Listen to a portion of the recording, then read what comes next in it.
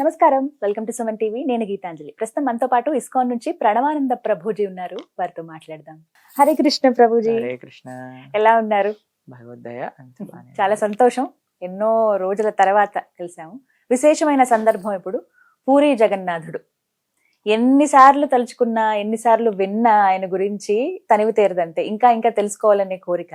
అయితే ప్రస్తుతం ఏదైతే ఒరిస్సాలో ఉన్నటువంటి పూరిలో ఉన్నటువంటి ఆలయం గురించి ప్రభుజీ, యుగాల నాటిది ఈ ఆలయం అని చెప్తూ ఉంటారు. అక్కడ ఉన్నది అయితే ప్రత్యేకంగా ఆలయంగా చూసింది మాత్రం 1300వ శతాబ్దం నుంచి అప్పుడు నిర్మాణం అనేది జరిగిందంటారు. అంతకు ముందు అసలు ఎలా ఉండేది, అక్కడ స్వామి ఎలా కొలువై ఉన్నారు, ఈ వివరాలు తెలియచేయండి. పూరి క్షేత్రం చాలా విలక్షణమైన క్షేత్రము. చాలా అద్భుతమైన ఆలయ సంపద జగన్నాథ స్వామికి ఉన్నది. మీరు పూరి వెళ్ళారా? లేదండి. అయ్యో, తప్పకుండా వెళ్ళాలి. పూరి క్షేత్రంలో అద్భుతమైన దర్శనం మనకి జగన్నాథుడికి కలుగుతూ ఉంటుంది. ఎంతో మంది మహారాజులు ఆ ఆలయాన్ని నిర్మాణం చేస్తూ పునఃనిర్మాణం చేస్తూ వస్తూ ఉన్నారు. మహారాజు ఇంద్రద్యుమ్న అనే మహారాజు వారు అక్కడ జగన్నాథ స్వామిని స్థాపన చేశారనమాట. వారి యొక్క ధర్మపత్ని గుండీచా. అందుకే ఇప్పుడు రథయాత్ర అప్పుడు జగన్నాథుడు మందిరం నుంచి బయలుదేరి గుండీచా మందిరానికి చేరుకుంటారు. అయితే వాళ్ళు తల్లిగారిగా భావిస్తారు, అత్తగా అంటారు. మథుర ఈ కురుక్షేత్రం నుంచి బృందావనం వరకు జరిగే యాత్ర కూడా అంటారనమాట. ఈ జగన్నాథ రథాన్ని గుండీచా మందిరానికి తీసుకెళ్లటం. అయితే చాలా విశేషం ఏంటి అంటే, ఇంద్రద్యుమ్న మహారాజు గారికి జగన్నాథుడిని కృష్ణ దర్శనం చేసుకోవాలని చాలా కోరికగా ఉండేది. అప్పుడు ఏమైందంటే, అక్కడ నీలాచలం ఇప్పుడు ఉండే ప్రదేశాన్ని, ఇప్పుడు పూరి అంటున్నాం కదా, ఇంతకు ముందు నీలాచలం అనేవాళ్ళు అనమాట. నీలాచల నివాసాయ నిత్యాయ పరమాత్మనే అని వస్తుంది శ్లోకం. అయితే ఆ నీలాచలంలో నీలమాధవుడు అనే కృష్ణుడు ఉండేవాడు. ఆయన దర్శనం చేసుకోవాలని చాలా కోరిక. ఎవరికి? మన ఇంద్రద్యుమ్న మహారాజు గారికి. ఈయన అవంతి దేశం అంటే ఉజ్జయినిలో ఉండేవారు అనమాట. అయితే ఇక్కడ నుంచి ఒక మినిస్టర్ ని పంపిస్తారు. అయ్యా విద్యాపతి ఆయన పేరు, మీరు వెళ్ళి ఆ నీలమాధవుని దర్శనం చేసుకొని ఆయన ఎక్కడున్నాడో చెప్తే మేమందరం వచ్చి దర్శనం చేసుకుంటాము. అయితే అక్కడ ఒక ట్రైబల్ పీపుల్ కృష్ణుడిని వర్షిప్ చేస్తూ ఉండేవారు అనమాట. ఎవరిని రానిచ్చే వాళ్ళు కాదు. ఎందుకంటే అక్కడ ఒక నానుడు ఉంది, ఎవరైనా వేరే వాళ్ళు బయట వాళ్ళు వస్తే కృష్ణుడు మనకి దక్కకుండా పోతారు అని ఒక నానుడి. దాంతో ఈ విశ్వవసు అనే ఆయన అక్కడ ఉండే శబర జాతికి సంబంధించిన వాళ్ళే ఆ భగవత్ సేవ చేస్తుండేవారు. మీరు చూడండి, కృష్ణ సేవ అందరిది అండి. అది సనాతన ధర్మం యొక్క విశిష్టత. ఆ శబరి సేవించింది, గుహుడు సేవించుకున్నాడు రామచంద్రమూర్తిని. అందరూ ప్రేమతో సేవించుకోవచ్చు. భగవత్ సేవకి ఎవ్వరూ దూరం కారండి. అయితే వీళ్ళందరూ ఈ ట్రైబల్స్ అందరూ కృష్ణుని సేవించుకుంటున్నారు. విద్యాపతి వెళ్ళి చాలా ప్రయత్నం చేస్తారు, ఎలా కనుక్కోవాలి ఇవే అంటే ఈయన అస్సలు తీసుకెళ్ళరు అనమాట. చాలా మంచి ఆయన విద్యాపతి, వీళ్ళ కోసం చాలా మంచి పనులు చేస్తాడు. అయినా సరే నిన్ను మాత్రం దర్శనాన్ని తీసుకెళ్ళామంటే. కొన్ని రోజులు ఉన్నాక ఈ విశ్వవసు వాళ్ళ కూతురు లలిత ఆవిడ్ని పెళ్లి చేసుకుంటాడు అనమాట విద్యాపతి. పెళ్లి చేసుకుని, ఇప్పుడు అల్లుడు కదండి, అల్లుడు అడిగితే చెయ్యాలి కదా. మామగారిని అడుగుతారు, అయ్యా ఆ కృష్ణ దర్శనం చేయించండి అన్నంగానే ఏం చేశారు తెలుసా? సరే అల్లుడు కాబట్టి తీసుకెళ్తాను, కానీ ఒక కండిషన్ ఏంటంటే నీకు చూపించాను అని కళ్ళకు గంతులు కట్టేస్తాడు. కళ్ళు గంతులు కట్టేసి తీసుకెళ్తూ ఉంటారు. అయితే ఈయన తెలివిగా ఏం చేస్తాడంటే, ఒక బ్యాగ్ లో చిన్న క్లాత్ లో ఆవాలు పెట్టుకొని, ఆవాలు ముడిగట్టి నడుముకి పెట్టుకొని దానికి ఒక చిన్న హోల్ పెడతారనమాట. సన్నగా ఆవాలు కిందికి జారుతూ ఉంటాయి. అలా ఆయన మొత్తం వెళ్ళిన దారి మొత్తంలో ఆవాలు పడిపోయాయి. దర్శనం చేసుకున్నాడు. పట్టీలు తీయంగానే నీలమాధవుడు అద్భుతమైన సుందరమైన స్వరూపం. అక్కడ నుంచి ఒక చిన్న పక్షి ఆ నీలమాధవ్ పక్కన ఉండే ఒక కుండ, రోహిణీ కుండం అని, అక్కడికి వచ్చి ముట్టుకోగానే టప్పని కిందకి జారిపోయి వైకుంఠమూర్తి 4 చేతులతో పైకి లేసి వైకుంఠానికి వెళ్ళిపోయింది. తర్వాత అక్కడ ఉండే ప్రసాదాలు, మాలలన్నీ కూడా మెరుస్తూ ఉన్నాయన్నమాట, ఆ పుష్పమాలికలు. ఎందుకంటే స్వర్గం నుంచి తెచ్చిన పూలతో అలంకరణ చేశారు స్వామికి. అయితే అలాంటి ప్రదేశం చూసి అమ్మయ్య మా మహారాజు గారికి చెప్పొచ్చు అని వచ్చేసారు. కొన్ని రోజులలో ఏముంది, ఆవాలు ఎంత తొందరగా మొలకెత్తిపోతాయి కదండి. అయితే ఆవాల దారి మొత్తం తెలిసిపోయింది, ఇక్కడ నీలమాధవుడు ఉన్నాడు. సరే అని వెళ్ళి ఇంద్రద్యుమ్న మహారాజు గారికి చెప్తారు, అయ్యా నీలమాధవుడు అడ్రస్ దొరికింది, పదండి తొందరగా వెళ్దాం అనగానే అందరూ బయలుదేరిపోతారు. బయలుదేరిపోయి ఆ నీలమాధవ్ దగ్గరికి వెళ్ళి చూసేసరికి ఆయన అంతర్ధానం అయిపోతారు. కనిపించాడు. ఎందుకంటే ఆ నానుడు ఉంది, బయట వాళ్ళు ఎవ్వరూ దర్శనం చేసుకోలేరు నీలమాధవుడిని అని. ఆయన అంతర్ధానం అయిపోతారు. రాజుగారు ఎంత బాధ అంటే అసలు చాలా బాధపడతారు. అయ్యో నా వల్ల అపరాధమైందా, నా ఇన్ని వల్ల రోజులు. భగవంతుడు మాయమైపోయాడా అంటే అప్పుడు భగవంతుడు ఆయన కల్లో కనిపించి, అయ్యా నీ వల్ల కాదు, నేను బ్రహ్మగారి యొక్క 50 సంవత్సరాలు నీలమాధవుడుగా, బ్రహ్మగారి నెక్స్ట్ 50 సంవత్సరాలు నేను జగన్నాథుడుగా దర్శనం ఇవ్వాలనుకుంటున్నాను. కాబట్టి ఈ రోజు రాత్రి ఒక పెద్ద పెద్ద చెక్క ముక్కలు 3 సముద్రానికి నుంచి వస్తాయి, ఆ 3టిని తీసుకోండి, స్వామి యొక్క మూర్తులను తయారు చేయండి, వాటిని స్థాపన చేయండి అని చెప్తారు ఇంద్రద్యుమ్న మహారాజు గారు. సరే అని చూసేసరికి ఈ విశ్వవసు సాయంకాలం పూట వెళ్ళేసరికి అక్కడ 3 ఉంటాయి, వాటిని తీసుకొస్తారు. అప్పుడే విశ్వకర్మ, మనకి తెలుసు కదా దేవతలకి ఆర్కిటెక్ట్, ఆయన ఒక వృద్ధుడి రూపంలో వస్తారనమాట. వచ్చి అయ్యా నేను ఈ పని చేస్తాను, కానీ ఒకటే కండిషన్ ఏంటంటే తలుపులు పెడతాను, లోపలికి రాకూడదు, అయ్యాక నేను వచ్చి చెప్తేస్తాను పని అయిపోయింది అని. సరే అని లోపలికి వెళ్ళిపోతారు. లోపలికి వెళ్ళిపోయి టక్ టక్ టక్ టక్ టక్ టక్ టక్ టక్ అని చప్పుడు వస్తుంది వస్తుంది వస్తుంది వస్తుంది వస్తుంది. కొన్ని రోజుల తర్వాత అయిపోతుంది. 1 రోజు 2 రోజులు 3 రోజులు 4 రోజులు ఓపిక పడతారు. ఎన్ని రోజులని చూడాలి, అసలే ముసలాయన వెళ్ళిపోయాడేమో మనకేం తెలుసు అని రాణి అప్పుడే చెప్పారు, ఏమైనా సరే నేను బయటకు వచ్చేంత వరకు తలుపు తీయకూడదని. ఈ రాణికి ఓపిక పట్టలేదు, ఏం జరుగుతుంది కదా అని వెళ్ళి తలుపు తీసేశారు. తలుపులు తీసేసరికి లోపల ఉన్న ఆయన మాయమైపోయాడు. మూర్తులు అలానే సగం సగం చెక్కిన మూర్తులు ఉండిపోయాయి. ఇప్పుడు ఎలా అయితే మీరు చూస్తారు, పాదాలు లేవు ఆయనకి, చేతులు కూడా ఇలా ఉంటాయి అంతే, దాంట్లో చేతులు ఏమి ఇలా మనకి చేతులు కనిపిస్తున్నట్టు కనిపించదు. కాబట్టి అలా సగం నడుం వరకే ఉన్నట్టు ఉంటుంది, కింద ఏమి ఉండదు. అలా అయిపోయేశారు అన్నమాట మూర్తులు. ఇప్పుడు చాలా బాధ. ఫస్ట్ టైం ఏమో మాయమైపోయారు, సెకండ్ టైం సగంగా అయిపోయింది. ఇప్పుడేంట్రా దేవుడా అని అంటే మళ్ళీ ప్రార్థన చేస్తే స్వామి చెప్పారు, అయ్యా నేను ఇదే రూపంలో దర్శనం ఇవ్వాలనుకుంటున్నాను, కాబట్టి ఇలానే స్థాపన చెయ్యి అని అన్నారు. అయితే జగన్నాథ స్వామిని ఆ రూపంలో ఎందుకు వచ్చారనేది కూడా ఒక రహస్యం. మనకి ద్వారకలో రాణులందరూ కూడా బృందావనంలో భగవానుడు ఎలాంటి లీలలు చేయాలో తెలుసుకోవడానికి ఉత్సాహం చూపించారు. ఎందుకంటే కృష్ణుడు ఎప్పుడు బృందావనాన్నే తలుచుకుంటూ ఉండేవారు.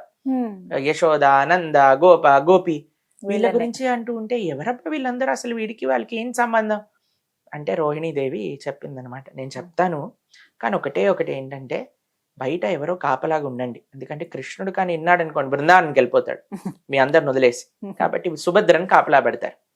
కృష్ణుడు బలరాముడిని ఆపండి వినకుండా అని లోపల కథలన్నీ చెప్తున్నాడు, బృందావనంలో ఇలా జరిగింది అలా జరిగిందని. అంత లోపల సుభద్రాదేవి ఆనందంతో ఎప్పుడైనా ఆశ్చర్యంతో మన నేత్రాలు పెద్దగా అయిపోతాయి కదండి, అలా సుభద్ర పెద్దగా అయిపోయింది, నేత్రాలన్నీ పెద్దగా అయిపోయాయి, శరీరంలో ఉండే అవయవాలన్నీ లోపలికి వెళ్ళిపోయాయి ఆనందంతో. అది మహాభావ స్థితి అంటారు, మహానందం. అలా అయిపోయేసరికి కృష్ణుడు బలరాములు చూస్తున్నారు, అదేంటి సుభద్ర ఇలా అయిపోయింది, ఏమవుతుంది అక్కడ అని వెళ్ళి వీళ్ళు కూడా ఏంటంటున్నారు అనమాట. వీళ్ళు కూడా ఉంటుంటే వీళ్ళ నేత్రాలు కూడా పెద్దగా అయిపోయి శరీరంలో ఉండే అంగాలన్నీ కూడా లోపలికి వెళ్ళిపోయాయి. అప్పుడు ఆ స్వరూపాన్ని చూసి నారదుడు అన్నాడు, అయ్యా నీ యొక్క లీలలు నువ్వే ఇంటే ఇంత ఆనందపడతావా, కాబట్టి ఈ స్వరూపాన్ని కలియుగంలో ఉండే వాళ్ళందరికీ చూపించాలి, నువ్వు ఇలానే ఉండు జగన్నాథుడిగా అని ఆయన కోరుకునేసరికి భగవానుడు అన్నాడు, సుభద్ర బలరాముడితో నేను దర్శనం ఇస్తాను. అందుకే మీరు చూడండి, ఎక్కడైనా మీరు రాధాకృష్ణుల్ని చూస్తారు, రుక్మిణీ కృష్ణుల్ని చూస్తారు, కానీ ఇక్కడ విశేషం ఏంటంటే అన్న ఇంకా చెల్లితో ఉన్నారు జగన్నాథుడు బలభద్రుడు కూడా.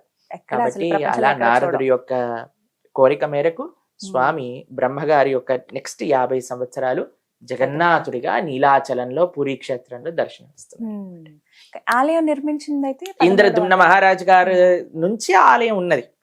అయితే అక్కడ ఇంకో విశేషం, ఇంద్రద్యుమ్న మహారాజు గారు అనుకున్నారు ఎవరితో ఈ ప్రతిష్ఠ చేయించాలి అని అంటే బ్రహ్మగారి కంటే గొప్పవారు ఎవరు ఉంటారు, బ్రహ్మగారిని తీసుకొస్తానని భూలోకం నుంచి బయలుదేరి బ్రహ్మలోకానికి వెళ్ళారు. బ్రహ్మలోకానికి వెళ్ళి బ్రహ్మగారికి ఇన్విటేషన్ ఇచ్చి అయ్యా సరే వస్తానని కిందికి వచ్చేసరికి ఎన్నో వేల సంవత్సరాలు గడిచిపోయాయి. ఎందుకంటే మనకి వాళ్ళకి టైం స్పాన్ వేరు కదండి. వెళ్ళిపోయి కిందికి వచ్చేసరికి ఆయన అన్నారు, అమ్మో ఇన్ని సంవత్సరాలు గడిచిపోయి ఇప్పుడు ఏంటి సంగతి అంటే బ్రహ్మగారు మళ్ళీ ఆ ఇంద్రద్యుమ్న మహారాజు గారితో ఆ ప్రతిష్ఠ చేయించారు ఆలయంలో. చేయించాక జగన్నాథుడు అడుగుతారు, అయ్యా నా దగ్గరికి ఎవరు వచ్చినా సరే వరాలు ఇస్తాను కదా, మరి నువ్వు నన్ను ప్రతిష్ఠ చేయించావు కదా, నీకేదైనా వరాలు కావాలంటే కోరుకో అని అంటే మొట్టమొదటి వరం ఒకటి అడుగుతారు. ఏంటట అంటే, అయ్యా నీ చేతులు ఎప్పుడు ఆరకూడదు. చేతులు ఆరకూడదు అంటే ఇప్పుడు ఆరకూడదు అంటే ఏదో ఒకటి తింటూ ఉండాలి, ఉమ్, ఏదో చేతులు కడుక్కుంటూ ఉండాలి. ఉమ్. చేతులు కడుక్కున్నాక ఆ చేతులు ఆరేంత లోపల ఇంకో నైవేద్యం రావాలన్నమాట స్వామి. మళ్ళీ చేతులు కడిగిచ్చాక చేతులు ఆరిపోయే లోపల ఇంకో నైవేద్యం రావాలి. ఇంకోటి. అందుకోసం జగన్నాథపురిలో ప్రొద్దు నుంచి రాత్రి దాకా విశేషమైన నైవేద్యం వస్తూనే ఉంటాయి. ఉమ్, రెండవ కోరిక ఏమన్నారంటే ఉమ్, నీ దర్శనం ఎప్పుడు భక్తులకు అవుతూనే ఉండాలి. ఉమ్, అందుకే మీరు చూడండి, స్వామి లోపల ఆలయంలో ఎప్పుడైనా అలంకరణ జరుగుతుంది అనుకోండి, ఉమ్, దర్శనం మూసేస్తాం. ఉమ్. అలంకరణ మూసేశాక దర్శనం ఆ అలంకరణ అయిపోయాక తీసేస్తాం. అవును. కానీ జగన్నాథపురిలో అలా కాదండి, భక్తులు వెళ్తూనే ఉంటారు, స్వామి అలంకరణ తీసేస్తారు, భక్తుల ముందే స్వామికి అలంకరణ చేస్తారు. ఆహా. ఎందుకంటే ఆయనకి ఎప్పుడు దర్శనమే అనమాట. నిత్యం. మనం మీరు సాయంత్రం పూట బడా శృంగార్ అంటారనమాట, చూస్తుంటే మన ముందే జగన్నాథుడు బట్టలన్నీ తీసేస్తారనమాట. తర్వాత మళ్ళీ బట్టలన్నీ వేసేసి నగలన్నీ పెట్టి పూలమాలన్నీ వేసి చాలా బాగుంటుంది, అలా దర్శనం చేయిస్తారు. మూడవది ఏమన్నాడు తెలుసా, నాకు అసలు పిల్లలు ఉండకూడదు అని. అందరు పిల్లలు కావాలి అని అడుగుతారు, ఈయన పిల్లలు ఉండకూడదు అంటారు. ఎందుకంటే మా పిల్లలు, వాళ్ళ పిల్లలు, వీళ్ళ పిల్లలు, ఇది మా తండ్రి కట్టించింది, మా తాత కట్టించింది, మా వాళ్ళది గుడి అని పెత్తనం చెలాయిస్తారు, కాబట్టి నాకు పిల్లలు వద్దయ్యా అని నిస్వార్థ భావం.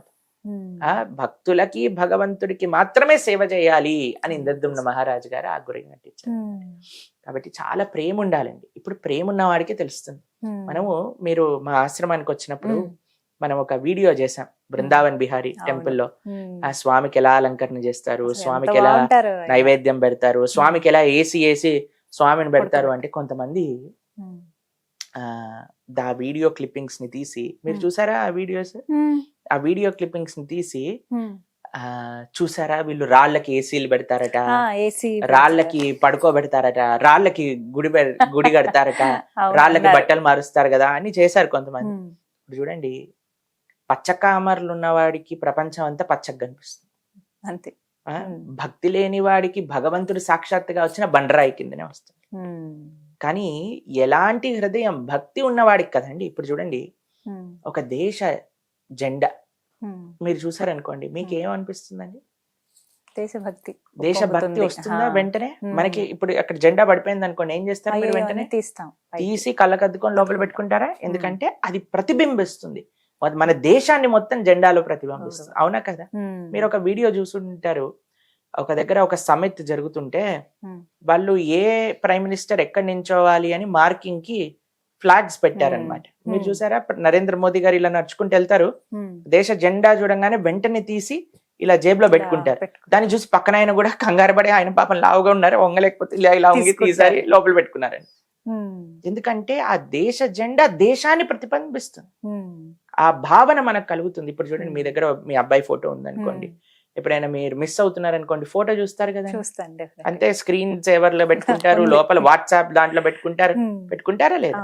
ఆ ఫోటో చూస్తే మనకి స్వామి గుర్తొస్తాడు. మనం ఏ వ్యక్తిని అయితే ప్రేమిస్తున్నా ఆ వ్యక్తి గుర్తొస్తాడు. విగ్రహం కేవలం అలాంటిది కాదండి, విగ్రహం సాక్షాత్తుగా భగవంతుడే. ఎందుకంటే ఆ స్వామి యొక్క రూపాన్ని అందులోకి ఆవాహన చేస్తాం, ప్రాణ ప్రతిష్ఠ చేస్తాం. ఇది కేవలం భక్తి ఉన్నవాడికే భగవంతుడు ఆ విధంగా గోచరిస్తాడు. భక్తి లేని బండరాయి మనసు ఉన్నవాడికి బండరాయి కనిపిస్తాడు కదా. కాబట్టి మూర్ఖంగా వారే వాళ్ళకి ఈ ప్రపంచంలో ఏమి మనం సమాధానం చెప్పలేము. కాబట్టి భక్తి భావనతో భగవంతుడిని చూడటం నేర్పించింది సనాతన ధర్మం. దేశం పట్ల, తల్లిదండ్రుల పట్ల, భగవంతుడి పట్ల ఈ యొక్క మేము ఇటీవలే పాశ్చాత్య దేశాలకు వెళ్ళేసి వచ్చాము. అక్కడ చూసాం మేము అసలు ఎన్ని ప్రదేశాలలో అసలు ఎలాంటి ఆధ్యాత్మికత పేరుతో, వాళ్ళ రిలీజియన్ పేరుతో ఎన్ని అరాచకాలు చేశారు. వాళ్ళని అంటూ ఉంటారు, అక్కడికి వెళ్ళి చూస్తే మీరైతే ఆశ్చర్యపోతారు అసలు ఎలాంటి అరాచకాలు చేశారు ఈ ఎవరైతే శాంతి మతాలని చెప్పుకుంటూ తిరుగుతూ ఉన్నారు వాళ్ళు. కాబట్టి మనకు వచ్చి పాఠాలు చెప్తారు, ఫస్ట్ వాళ్ళ చరిత్రను వాళ్ళు పరిశీలన చేసుకోవాలి ఏం చేశారు అని. కాబట్టి భగవంతుడికి భక్తియే, భగవంతుడిని ప్రేమించటమే సనాతన ధర్మము, ఇంకా ఏది కాదు. అదే మన ఇంద్రద్యుమ్న మహారాజు గారి యొక్క జీవితంలో కూడా చూసుకోగలం. అలాగే పూరి క్షేత్రం గురించి మాట్లాడేటప్పుడు ప్రభుజీ, గోపురం అసలు ఆలయ నిర్మాణమే చాలా విశేషం అంటారు, అతి పెద్ద ఆలయం. దాంతో పాటుగా గోపురం గురించి మాట్లాడతారు, ఎందుకంటే ప్రతిరోజు ఆ జెండాని మార్చే విధానం కావచ్చు, ఎంతో సాహసోపేతం అయినా సరే ఖచ్చితంగా అది మారుస్తారు. అలాగే పైన 1000 కేజీలతో ఉండేటువంటి ఆ చక్రం గాని అది స్వయంగా స్వామివారే అందించారని, అలాగే దాంతో పాటుగా అక్కడ ఇంకా ఎన్నో విశేషాలు, చప్పన్ భోగ్ ఖచ్చితంగా స్వామివారికి 56 రకాల నైవేద్యాలు పెడుతూ ఉంటారు. దాంతో పాటుగా చూసుకుంటే ఇంకా విశేషం రథయాత్ర. ఈ వివరాలు మీ ద్వారా వినాలనుకుంటున్నాం. ఒకటి, మీరు నీలి చక్రం గురించి చెప్పారు. ఆ చక్రాన్ని నీలి చక్రం అంటారు. నీలి చక్రం. బ్లూ కలర్ లో ఉంటుంది అనమాట యాక్చువల్ గా. అయితే ఒక కథ ఉంది దానికి, ఎలా ఆ చక్రం వచ్చింది అని. స్వామి చేతిలో చక్రం ఉంటుంది తెలుసు కదా, సుదర్శనం అని అంటారు. సుదర్శన చక్రానికి ఒకసారి అనిపించిందట, నాకంటే గొప్ప భక్తుడు ఎవరున్నాడు, ఎప్పుడు స్వామి చేతిలోనే ఉంటాను అని అనుకున్నాడు సుదర్శనుడు. లీల కోసం అండి. అయితే భగవంతుడు పసిగట్టేశాడు. ఇప్పుడు చూడండి, మన లోపల ఎలాంటి భావనలు ఉన్నాయని భగవంతుడు తెలియదా చెప్పండి? ఒక విషయం చెప్తాను. ఒకసారి ఒక పిల్లవాడు ఇలా కూర్చున్నాడు చైర్ పైన, ఇలా ఏదో పడుకున్నట్టు చేసి టామని కింద పడిపోయాడు. పడిపోగానే అని ఏడవటం ప్రారంభమైన వాళ్ళ అమ్మంది, నాన్న గులాబ్ జామున్ పెడతాను, ఇప్పుడు నీ ఫేవరెట్ స్వీట్ చేసుకొని వస్తాను, ఏడవక ఆపు నాన్న అంటే ఆపేసి, వెంటనే వాళ్ళ అమ్మ పరిగెత్తుకుంటూ గులాబ్ జామున్ తీసుకొచ్చి 4-5 గులాబ్ జాములు తినిపించగానే ప్రశాంతం అయిపోయాడు. పిల్లవాడు అనుకున్నాడు, అమ్మయ్య నేను ఏడుస్తే గులాబ్ జాములు వస్తాయి అని. వాళ్ళ అమ్మ వెళ్ళంగానే మళ్ళీ టంగ్ అని కింద పడిపోయి వాడంతటి వాడే అని ఏడవటం ప్రారంభం చేశాడు. వాళ్ళ అమ్మ వస్తుందా మళ్ళీ బయటికి? వస్తుందా అండి? వాళ్ళ అమ్మకి తెలుసు ఏది నిజం ఏది అబద్ధం. చూడండి, ఒక తల్లికి తెలిసినప్పుడు అందరినీ సృష్టించిన వాడు పరమాత్మ వాడికి ఎందుకు తెలియదండి? తెలుసు. మనం ఏ భావంతో వస్తున్నాం, మళ్ళీ ఆయన గుడికి ఎందుకు వస్తున్నామో ఆయనకు తెలుసు, పూజ ఎందుకు చేస్తున్నాం ఆయనకు తెలుసు. ఏదో కావాలి నా దగ్గర నుంచి, ఏదో పోవాలి, ఏదో రావాలి, ఈ రెండింటి కోసమే పూజ చేస్తే ప్రేమ అంటారా దాన్ని అండి? అయ్యా మీరు నన్ను ఎందుకు ప్రేమిస్తున్నావు బాబు అంటే, నీ లోపల నీ ఆస్తి కోసము అని చెప్పామనుకోండి ఎలా ఉంటుంది? అలానే భగవంతుడికి కూడా ఉంటుంది. ఈ కోరిక కోసం ఆ పూజ చెయ్యి, ఆ కోరిక కోసం ఈ పూజ చెయ్యి, ఈ దీపం పెట్టు, ఆ మంత్రం చెప్పు, ఇలా హోమం చెయ్యి, ఇలా ధూపం వెయ్యి, ఇలా చేసామనుకోండి కేవలం కోరికల కోసం. ప్రేమతో చేయండి, అది వేరే విషయం. ప్రేమ వేరు, కోరిక కోసమే చేయటం వేరండి. ఖచ్చితంగా వేరు. ఎందుకంటే కర్మ నుంచి మనం తప్పించుకోలేమండి. ఏమనుకుంటున్నారు మీరు? పూజ చేసి బొట్టు పెట్టి దీపం పెట్టేస్తే కర్మ పోతుందంటారా? పోతుంది, కానీ ఆ తప్పు చేసే కర్మ ప్రవృత్తి పోదు. అది ఎప్పుడు పోతుంది? ఎప్పుడైతే మనం ధర్మం ఏంటో అధర్మం ఏంటో తెలుసుకుంటాం. అది ముఖ్యం మనకి. ఈ ఆధ్యాత్మిక కార్యక్రమాలు, ఈ పూజా పునస్కారాలు చేస్తూనే మనకి భగవంతుడు ఏంటి, ధర్మం అంటే ఏంటి వినాలి. అది ఎక్కడ చెప్పున్నది? మంచిగా భగవద్గీతలో చెప్పున్నది. అందుకే మనము భగవద్గీత ఒక కోర్స్ చేస్తున్న 7 జూలై ద్వాదశి, తొలి ఏకాదశి మరుసటి రోజు నుంచి సాయంకాలం పూట 7:30 నుంచి కేవలం 1:30 సేపు మాత్రమే, 18 రోజులు. పిల్లలు, పెద్దలు, యువకులు అందరు కూడా చక్కగా 18 రోజులు వింటే మొత్తం భగవద్గీత అర్థమైపోతుంది. అలా మనం ప్రణవానంద దాస్ ఛానల్లో మనం లైవ్ లో పెడతాం అనమాట. అందరూ వీక్షించవచ్చు ఈ కార్యక్రమాన్ని.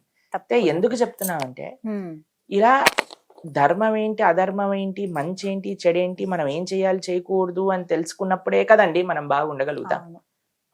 కాబట్టి ఆ కర్మ చేసే దానికి ఫుల్ స్టాప్ అయిపోతుంది.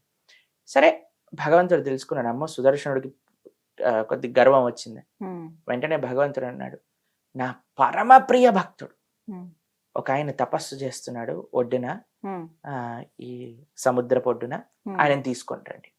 సుదర్శనుడు అనుకున్నాడు, పరమప్రియ భక్తుడా, నాకంటే గొప్ప భక్తుడా, ఎవడు వాడు అని వెళ్ళి చూసేసరికి అక్కడ హనుమున్నాడు, తపస్సు చేస్తున్నాడు. సరే అని సుదర్శనుడు చెప్పాడు, స్వామి పిలుస్తున్నాడు రా. అయ్యో, స్వామి నన్ను పిలుస్తున్నాడు, తప్పకుండా వస్తాను నేను అని హనుమ వస్తున్నాడు. సుదర్శనుడు అనుకున్నాడు, ఎలాగైనా సరే నన్ను గుళ్ళోకి రానివ్వకుండా చేస్తా అని 4 స్వరూపాలతో, 4 ద్వారాలు ఉంటాయి పూరిలో, ఆ 4 ద్వారాల పట్ల మహాజ్వాలను విరజల్లుతూ సుదర్శనుడు తిరుగుతున్నాడు అనమాట.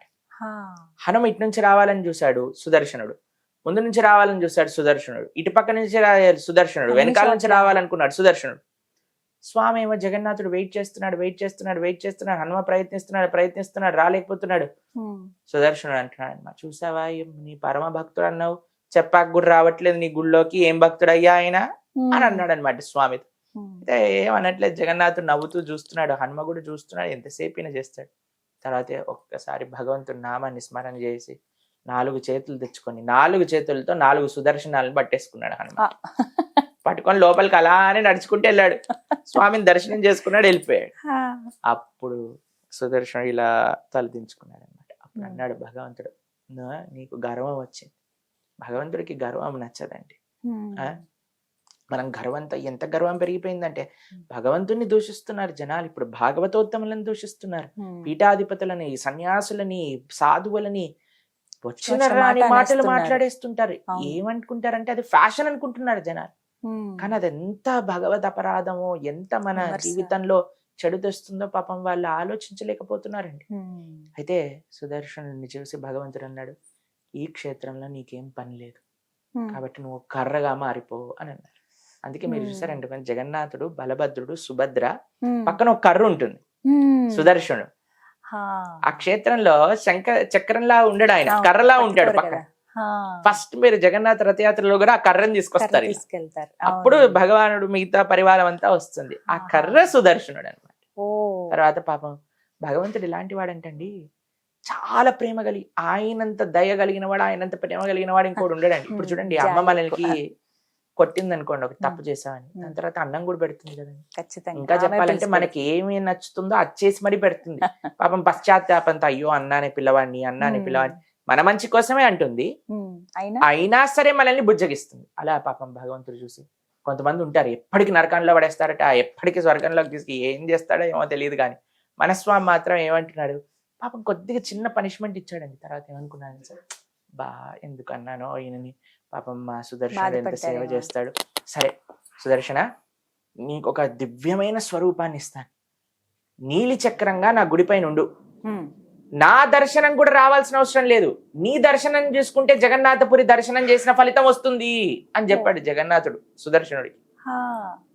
కేవలం నీ దర్శనం. అందుకే మీకు తెలిసిందే, పూరి వాసులు భగవంతుడి ఆలయానికి రాలేని రోజులు ఉంటాయి, కొన్ని శౌచాలు అవి ఉంటాయి, పైకి వెళ్ళి సుదర్శనాన్ని దండం పెట్టుకుంటారు అంతే అండి. ఎక్కడి నుంచి చూసినా సరే సుదర్శన్ని దండం పెట్టుకుంటే పూరి క్షేత్ర దర్శన ఫలితం వచ్చేసినట్టే. ఆ వరం ఇచ్చారనమాట. అయ్యా, ప్రతిరోజు నీకు ఆరాధన జరుగుతుంది, ప్రతిరోజు నీ పైన ఉండే జెండాని మారుస్తారు, ప్రతిరోజు పూరి క్షేత్రం అంటే నీలి చక్రమే విశేషం. కాబట్టి అంత గొప్ప బుజ్జగింపు కూడా చేశాడండి స్వామి. అది భగవంతుడి లోపల ఉండే ఆ కరుణ, కృప, చక్రం చాలా పెద్దది. 1000 కేజీలు అంటున్నారు కదా, చాలా పెద్దదండి. అసలు గుడే 300 అడుగులు ఉన్నప్పుడు దానిపైన చక్రం అంత ప్రస్ఫుటంగా కనిపిస్తుందో, అసలు చక్రం చాలా బ్రహ్మాండంగా ఉంటుంది. పూరి క్షేత్రంలో అందరూ చక్ర దర్శనమే విశేషం, చక్ర దర్శనం చేసుకోవాలి. అలాగే పైన జెండా రోజు మారుస్తారు కదా ప్రభుజీ, అందులో ఒక చాలా విశేషం ఉంది. ప్రతిరోజు జెండాని మారుస్తారు. అందులో ఒకటే పరివారం చెందిన వాళ్ళు తరతరాలుగా ఆ సేవ చేస్తున్నారు అనమాట. అయితే తండ్రి గారు వాళ్ళ పిల్లవాడిని నేర్పిస్తున్నారు, ఒకసారి జెండా ఇలా మార్చాలి. అయితే ఇలా ఉల్టా ఎక్కుతారనమాట వాళ్ళు, ఇలా గోపురాన్ని వెనక్కి ఎక్కుతారు. ఎక్కినప్పుడు ఆ పిల్లవాడు పైకి వెళ్ళాడు, మొత్తం సుదర్శనుడి పైన జెండా మార్చేశారు, ఆరతి ఇస్తారు అక్కడ నుంచి. ప్రతిరోజు చూడొచ్చు మనం, అందరు భక్తులు చూస్తారు. 4:30-5 గంటల సమయానికి అది వెళ్ళినప్పుడు ఏమైందంటే, ఒకసారి ఆ పిల్లవాడు పై నుంచి పడిపోయాడు. 300 అడుగులు సుమారుగా అనుకోండి, అక్కడ నుంచి పిల్లవాడు పడిపోయేసరికి అందరు ఆశ్చర్యం, అందరు చూస్తుంటారు కదండి, అందరూ జగన్నాథ్ జయ జగన్నాథ్ అని ప్రార్థన చేస్తుంటే ఎక్కడి నుంచి వచ్చిందో ఏమో తెలియదు, కానీ ఒక పెద్ద కోత వచ్చి ఆ పిల్లవాడిని అలా అని చేతిలో పట్టుకొని ఆపేసి ఆ పిల్లవాడిని దింపేసి ఆ కోతి వెళ్ళిపోయింది అక్కడ నుంచి. ఎన్నో సంవత్సరాలు కదా, కొన్ని సంవత్సరాల ముందే. దాని సాక్షులు కూడా ఉన్నారు ఇక్కడ జగన్నాథ్పురిలో. ఇంకా కాబట్టి ఆ పిల్లవాడు కూడా ఉన్నాడు, ఎవరిని కాపాడబడ్డాడు, ఆయన ఇంకా సేవ చేస్తున్నాడు. ఆ సేవ భగవంతుని నమ్ముకున్న వాడికి రక్ష అన్న దాంట్లో ఎటువంటి సందేహం లేదు. అదంటే విశేషం అన్నమాట. అయితే ఆ జెండా గురించి ప్రభుజీ, వ్యతిరేక దిశలో, గాలికి వ్యతిరేక దిశలో ఉంటుందట కదా, అన్ని విచిత్రాలండి. ఇన్ని మహిమలు కలిగినా సరే దేవుణ్ణి అర్థం చేసుకోలేకపోయేవాడిని మూర్ఖుడు కంటే ఏమంటాను చెప్పండి. కానీ ఇదేదో గొప్ప విషయం కాదు, ఆ స్వామి యొక్క కృప. వైకుంఠాన్ని వదిలేసి మన దగ్గరకు వచ్చారు, దానికంటే కొద్ది కృప ఇంకేముంటుంది. ఇప్పుడు చూడండి, మనం ఎవ్వరు కూడా మంచి ఫెసిలిటీ, మీకు ఒక ఏసీ ఆఫీస్ ఇచ్చారనుకోండి, బ్రహ్మాండంగా ఏసీ ఉంది, స్పేషియస్ ఆఫీస్, టేబుల్, చైర్లు అన్ని ఉన్నాయి. తర్వాత మీకు కొన్ని రోజుల తర్వాత చెప్పారనుకోండి, ఇప్పుడు కొద్దిగా అంత బడ్జెట్ లేదు, గుడిసెలో ఉండండి అన్నారనుకోండి, ఏమంటారు మీరు? వేరే ఆఫీస్ చూసుకుంటామండి, మేము గుడిసెలో ఉండమంటే. ఎందుకంటే మంచి ఫెసిలిటీని వదిలేసి మనం చెడు ఫెసిలిటీకి వెళ్ళాలనుకోం కదండి. వైకుంఠంలో వదిలేసి భగవంతుడు ఈ లోకంలోకి వచ్చాడంటేనే ఎంత విశేషం చెప్పండి. వైకుంఠంలో ఎలాంటి సేవలు చేస్తారంటే తెలుసా అండి, వైకుంఠంలో దుమ్ము లేదు, పొల్యూషన్ లేదండి, కానీ లక్ష్మీదేవి ఎప్పుడు తుడుస్తూనే ఉంటుందట. ఎందుకంటే మా స్వామి వచ్చినప్పుడు అంత చకాచక్క ఉండాలని, దుమ్ము లేని ప్రదేశంలో కూడా తుడుస్తూనే ఉంటుందట ఆవిడ. అంటే ఎంత ప్రేమగా చూసుకుంటారో భగవంతుని ఆలోచన చేయండి. శ్రీమతి రాధారాణి గోలోక బృందావనంలో ఇప్పటి వరకు ఒక్క ఐటెం కూడా రిపీట్ చేయకుండా వండుతుందట అండి కృష్ణుడికి ప్రతిరోజు. అలాంటి రోజుకి ఒకటే ఐటెం కాదు, రోజుకి 108, రోజుకి చెప్పని భోగు, కానీ ఇప్పటి వరకు ఒకటి కూడా రిపీట్ అవ్వలేదటండి స్వామి. ఎంత ప్రేమగా చూసుకుంటా. ఆ లోకాన్ని వదిలేసి ఇలాంటి జనాలు, భగవంతుడిని దూషించే వాళ్ళు, భగవంతుడి గురించి చెడు మాట్లాడే వాళ్ళు, అలాంటి భగవంతుడిని కేవలం కోరికల కోసమే వాడు వెనకాల పడేవాళ్ళు, అలాంటి జనాలున్న ఈ ప్రదేశం కూడా వచ్చి మనల్ని కాపాడాలని చూస్తున్న వాడికి ఎంత ప్రేమ చెప్పండి. కాబట్టి ఆ జెండా గొప్పదా, అటువైపు గొప్పదా అంటే అవన్నీ తర్వాత, కానీ ఆ స్వామి వచ్చాడు మన కోసం, దానికంటే గొప్ప అద్భుతం ఏముందండి. కాబట్టి ప్రేమతో భగవంతుని ఆరాధన చేయాలి. ఈ ప్రేమించటం భగవంతుడికి భక్తి అనేది నేర్పిస్తుంది భాగవతం, భగవద్గీత.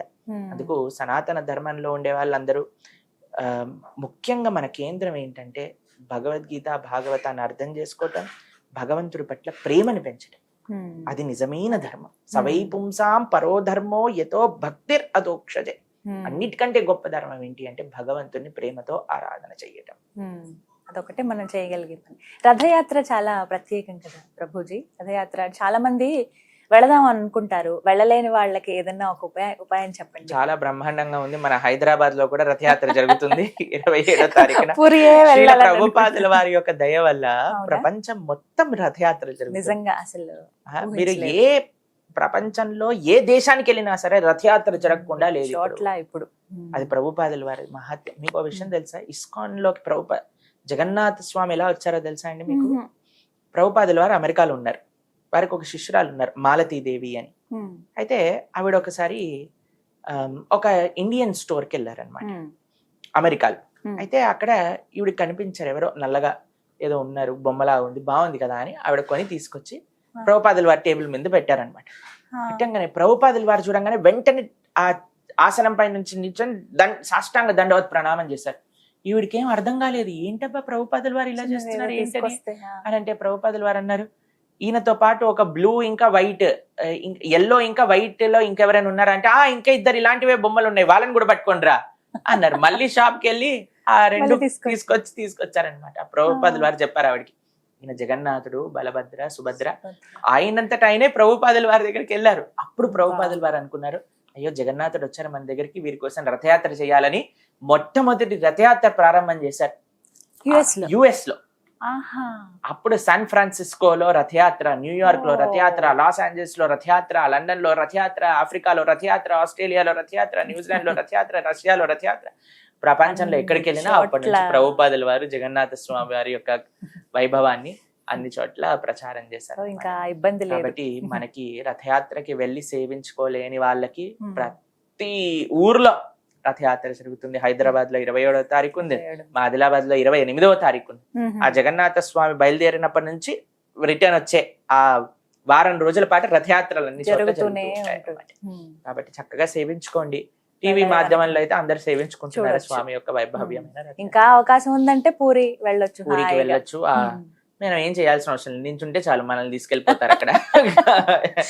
కాబట్టి కొద్దిగా నగలమ్మని జాగ్రత్తగా లక్షల్లో ఉంటారు. లక్షలు అంటే మనకి అసలు గణనం తెలియదండి. దేవతలందరూ కూడా వచ్చేస్తారు ఆ రోజు. కాబట్టి ఎంతమంది వస్తారు, ఎలా వస్తారు, అసలు ప్రొద్దున పూట వస్తారు, రాత్రి ఖాళీ అయిపోతుంది పూరి. అదే అర్థం కాదు, యాత్ర కోసం వచ్చేస్తారు. ఎందుకంటే అది చాలా మహోన్నతమైన ఇది, చాలా అద్భుతమైన ప్రారంభం ఎంత బాగుంటుందో ముగింపు కూడా అంతే చక్కగా బ్రహ్మాండం. అసలు టీవీలో చూస్తేనే, ఆ జగన్నాథుడిని చూస్తేనే అసలు ఎంత ఆనందంగా కలుగుతుందంటే, అసలు ఆ రూపం ఎలాంటి రూపం అసలు స్వామిది, ఆ నవ్వు, ఆ నేత్రాల స్వామి వైభవం చాలా అద్భుతం. చక్కగా వివరించారు. హరే కృష్ణ. హరే కృష్ణ.